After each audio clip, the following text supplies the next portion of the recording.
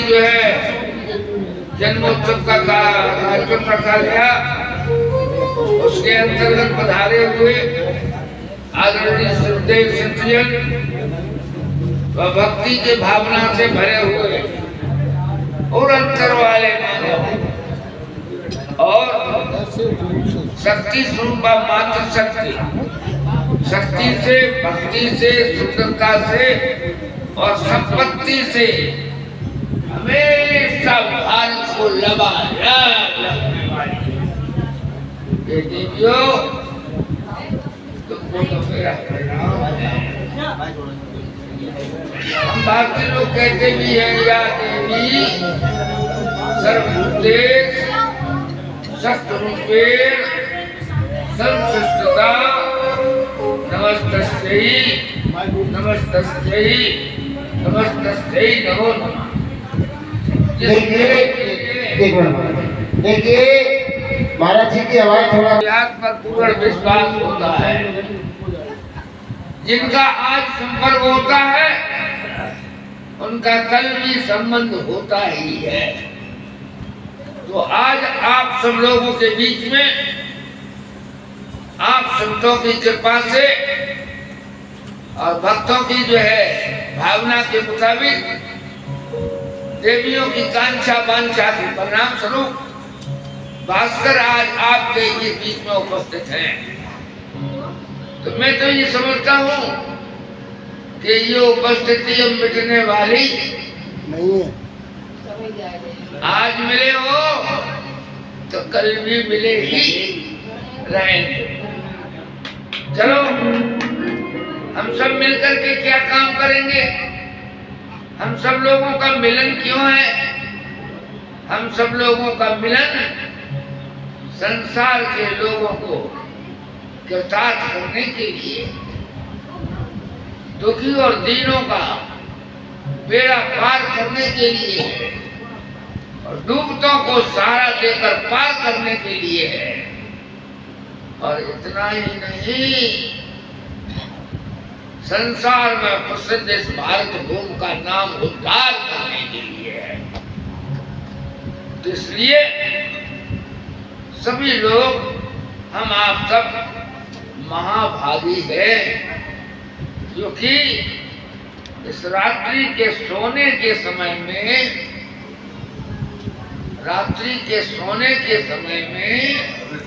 हम जाग रहे हैं।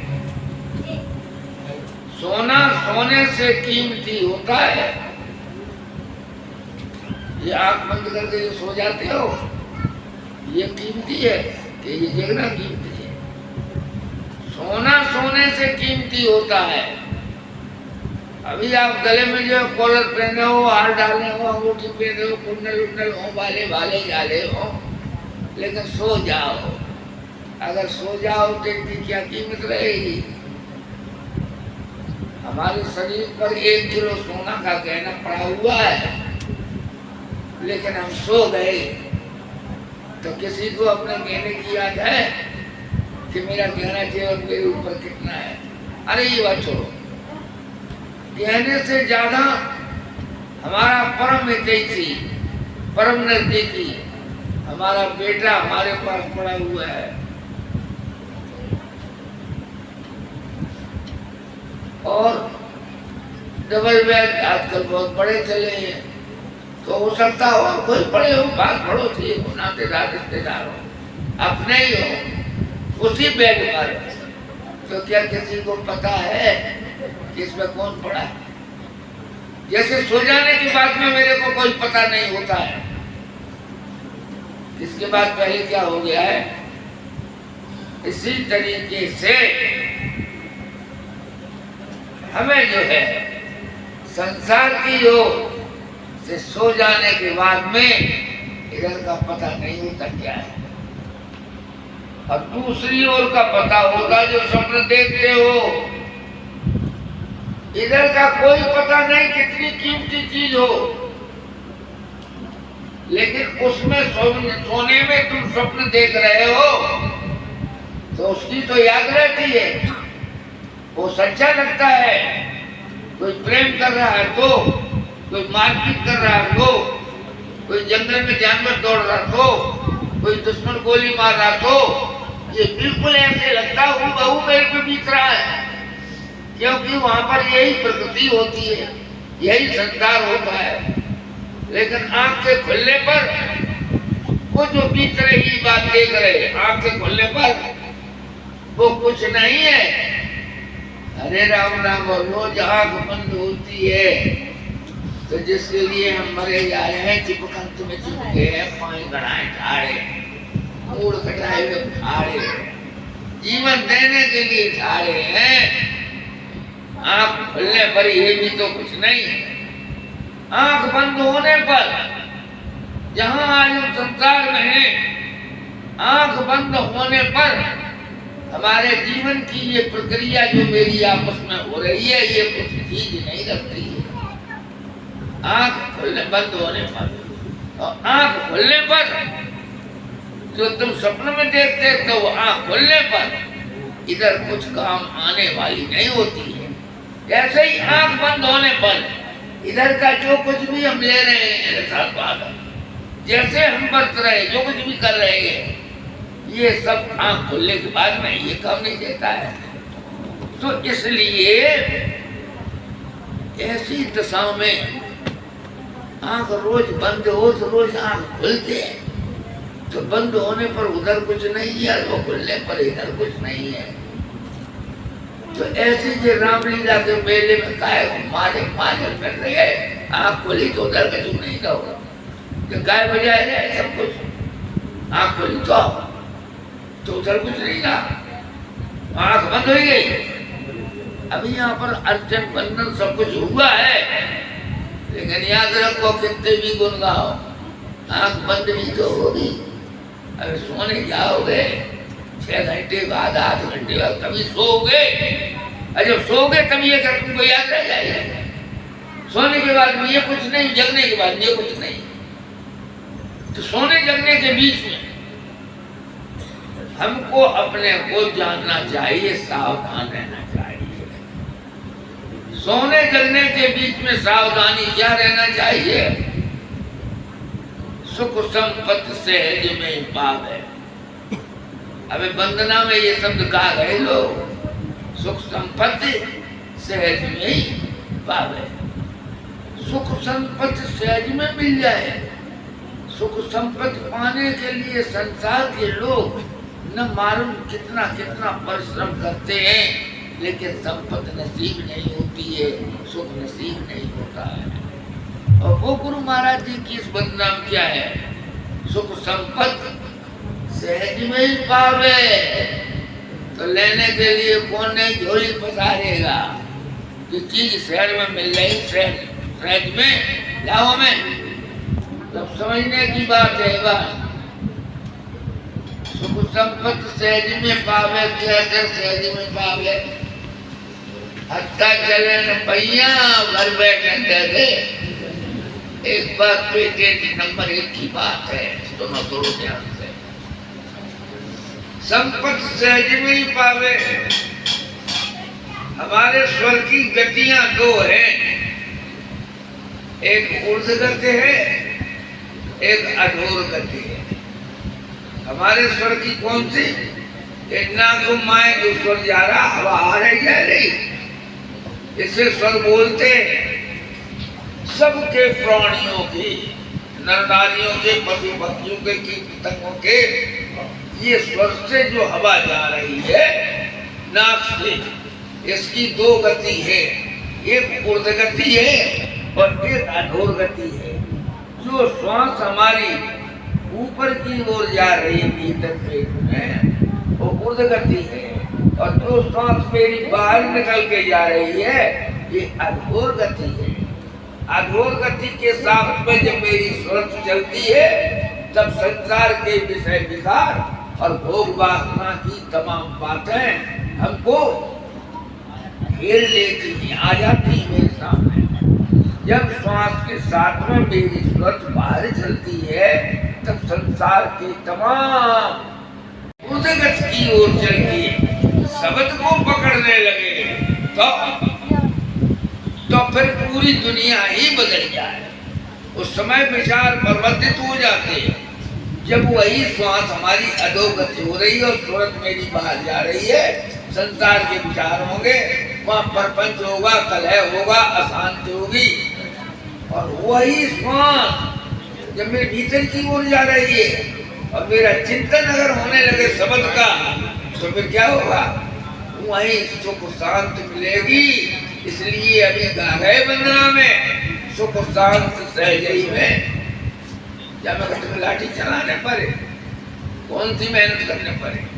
आपका स्वर बाहर भी जा रहा है, भीतर भी जा रहा है, दोनों गतियां हैं। बाहर स्वर जो जा रहा है, इसमें स्वर जो लगी हुई जा रही है, ये आपको बाहर संसार के क्रियाकलापों में रखेगी। और जो आपकी स्वर भीतर जा रही है, सूरत सबके साथ जा रही है, वो सूरत आपको सब कुछ पूर्ण शांत देगी, परम शांत देगी। इसलिए राज थोड़ा ही है।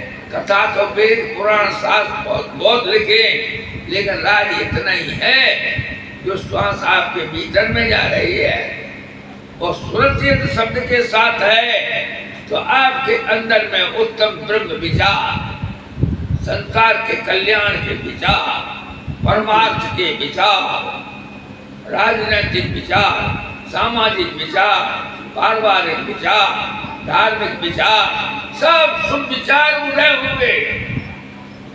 बच्चे करके देखो, कोई बड़ी बात नहीं कि जब कुछ सामान लाने पड़े।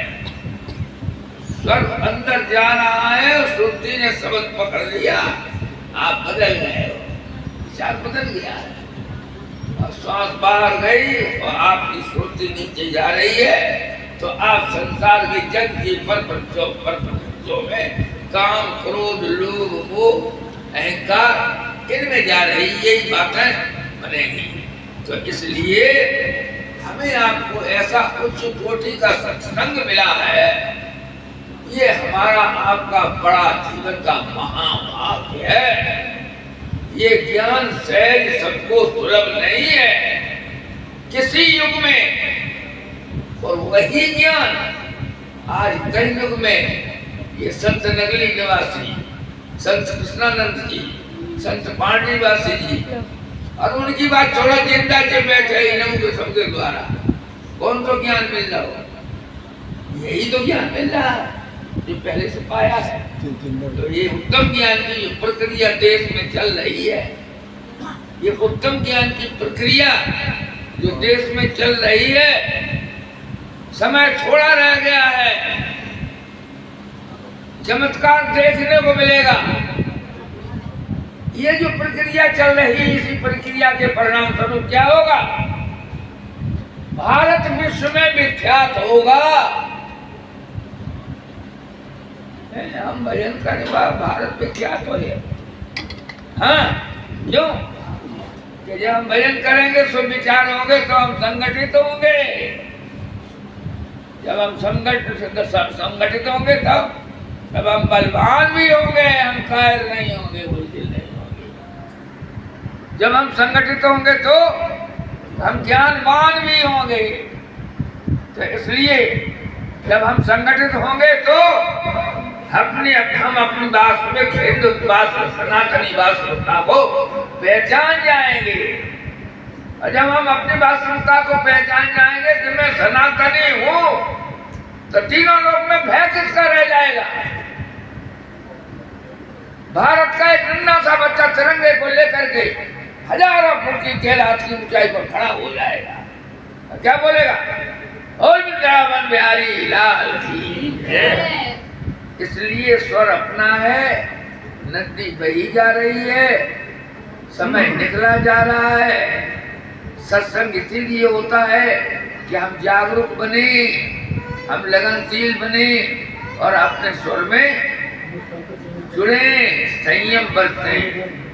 गीत भजन गाना ये भी अच्छा है, बहुत बढ़िया बात है, लेकिन इससे अच्छी बात यह है कि हम सब लोग किसी के द्वारा बोध मिला हो, अद्वैतानंद जी, स्वरूपानंद जी, पाडलीवासी कृष्णानंद वैद्य जी, किसी के द्वारा हमें ये स्रोत मिला है, ज्ञान मिला है। हमको बड़ी चिंता के साथ इसमें लगना चाहिए। और हम क्या कहें, बड़ी छोटी सी बात रोज कही जाए, ये दम हीरा लाल है, ये दम हीरा लाल है यही। इनको गिन गिन हर को सो, कबीरा सोता क्या करे जब उठन की। ये दम हीरा लाल है, ये एकदम हीरा लाल है, इनको गिन गिन हर को सो, यानी ईश्वर का चिंतन करते हुए सौंपो। कबीरा सोता क्या करे उठन की कर। जो कबीर साहब ने कही है वही हमारा वेद मंत्र कहता है। वेद मंत्र कहता है, जागृत उत्तम प्राप्य वरान बोधा। जाग जाओ, लेकिन अब वहीं बैठे न रह जाओ, खड़े हो जाओ। खड़े होकर के मील कहते वहीं गढ़े न रह जाओ, आगे चलो। आगे हम कहाँ चलें? जहाँ अध्यात्म ज्ञान के संतों का सानिध्य मिल जाए उधर चलो। तो यही गीता में कहा, हे अर्जुन तुम तत्ववेता के पास न जाओ और दीर्घ काल तक सेवा करो। जब उनकी वो कृपा होगी तब तुमको ये ज्ञान देंगे। तो जो ज्ञान अर्जुन को बड़ी परेशानी से मिल रहा था, हमें आपको संतों ने मेहरबानी करके सन कैसी वर्षा कर गई, सन कैसी। अब हम लोग मिलजुल करके उस वर्षा का लाभ उठाएं और मिलजुल करके सत्संग के जो आयोजन हैं उन्हें और अच्छा बनाएं, जगह जगह चलाएं, जिससे हमें आपको तो लाभ होगा ही होगा, हमारे आपको समाज को लाभ होगा, देश को लाभ होगा, राष्ट्र को लाभ होगा और लाभ ही लाभ होगा। और एक नहीं, दोनों लाभ होंगे। अर्जुन एक ही लाभ के लिए, एक लाभ के लिए वंचित रहा जाता था। अर्जुन एक लाभ में सफल हो रहा था लड़ाई भिड़ाई में, लेकिन एक लाभ से वंचित रहा जाता था भगवान की भक्ति से। तो अर्जुन के लिए भगवान योगराज क्या कहते हैं, हे अर्जुन, हमारा think of me at all time in fight। अरे तू जो लगो है दाना दाना उठ करवे में, केवल लड़ाई काम नहीं आए, तुम्हारा क्या करना। अरे ने हमारा ध्यान भी करता चल। अगर तूने केवल मेरा ध्यान किया तो बस ऐसे ही लगे रहो, एक डेसिबल जमीन नहीं मिलेगी, मारे मारे फिरो। तो इसलिए think of me at all time, दोनों काम करो। दोनों कौन से काम करो? युद्ध करो। कर से, हाँ, कर से करम। युद्ध क्या है? अपने गृहस्थी के जाल के कितने काम हैं, यही युद्ध है। तो 18 साल को होगा यह युद्ध जो चल रहा हो, इसकी सालों का कोई पता नहीं है। तो कर से करम करो विधि नाना, मन राखो जहाँ कृपा निधान। अब कृपा निधाना जहाँ है तहाँ मन को ठिकाना है। अब कृपा निधाना कहाँ है? मथुरा में धरोगे, काशी में धरोगे, बनारस में कहाँ मिलेगा कृपा निधान? आपका कृपा निधान, हमारा कृपा निधान, सबका कृपा निधान। काऊ से काऊ की लड़ाई नहीं, सबका कृपा निधान, सब नहीं बैठा। अब हम अपनी सूरत को उसके पास में कैसे रख सकें, ये थोड़े से थोड़े से इशारे। अगर इशारा नहीं मिला तो हमने अपने स्वर में प्रवेश न किया, हमने सुरती को न संभाला। हमने सब कुछ संभाला है लेकिन शब्द न संभाला तो बंटा ढाल कर दिया। सब कुछ संभाला है लेकिन शब्द नहीं संभाला है। तो इसलिए जो हमारा निरंतर शब्द जो है कायम प्रणव के होने, प्रणव के होने। प्रणव क्या है? प्राण के आने जाने में, नासिका के रंध्रों से जो प्राण आ रहा है जा रहा है, इसे प्रणव को बोलते हैं। और इसको वेदवाणी थोड़ी बोलते हैं, भागवत में आया हुआ है, भगवान के नाक के छेद से जो हवा निकल रही है, श्वास आ रही जा रही है, जो श्वास आ रही है जा रही है, ये वेदवाणी है। तो अब वेदवाणी को को जाने, अब वेदवाणी का रहस्य इसने पढ़ाया हो तो वेदवाणी क्या है।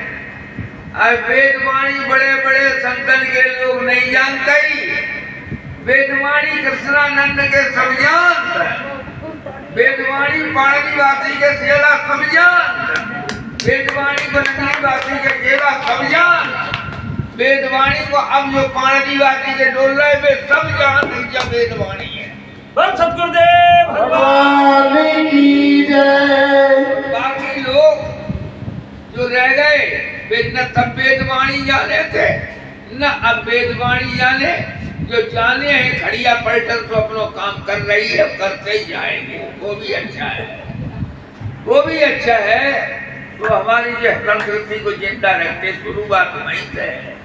तो इसलिए बताया जाता है कि जो सुख चैन चाहो तो अपनी जो श्वास पूर्ण गति है उसमें सूरज को शब्द से जोड़ो, तो आपको संसार की वासना की ओर से चित्त उपशम हो जाएगा।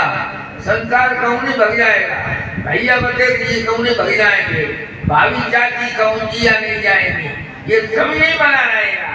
लेकिन आपकी सुरती आप में ऊपर उठ जाएगी, आपका चित्त मगन रहेगा, आपका मन मगन रहेगा, आप वही रहेंगे लेकिन आप अपने में सब बदल जाएंगे। तो इसलिए कर से कर्म करो विधि नाना, लेकिन मन राखो जहाँ कृपा निधाना। कृपा निधान अपने हृदय में मन को राखिए। तो बताया जाता अब कैसे राखें, जे कहीं पानी भी गिलाए तो बताओ नहीं कि जैसे पानी की जैसे कृपा निधान राखो, वो जुगत सबे बताई है। अब हम क्या करें, कहते हैं घोड़ी को पिवाएं, शब्द है, अब सब शब्द जान सब बड़े बैठे, अंदर जाना था वो तैयार 2.5 अक्षर प्रेम का शब्द को सब कोई कहे, वो तो शब्द मिले और वाणी पे आवे नहीं, निरख परख कर ले।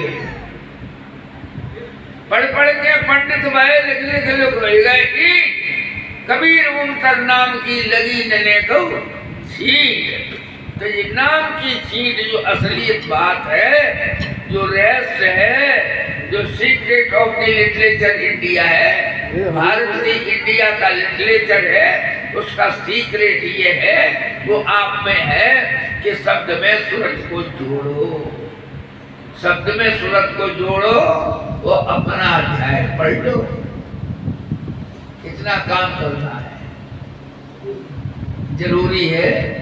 और ये काम चलते फिरते बैठे उठे भी होता है। और इसमें नहाओ तो हो जा, तो न नहाओ तो हो जा, आप कैसे भी हो ये काम होता ही रहता है। तो इसके लिए ज्यादा समय न लेकर और संत जन हमको सुनो। कुछ भक्त लोग ऐसे हैं वो हमें याद कर ले, हम कूद पत्ता आए थे, वैसे कोई जरूरी नहीं है। जब खिचड़ी बचाए आए थे, सब समझदार और सबका काम अच्छा सब अच्छा हो रहा है और अच्छा ही होता रहेगा। और मेरे गुरुदेव भगवान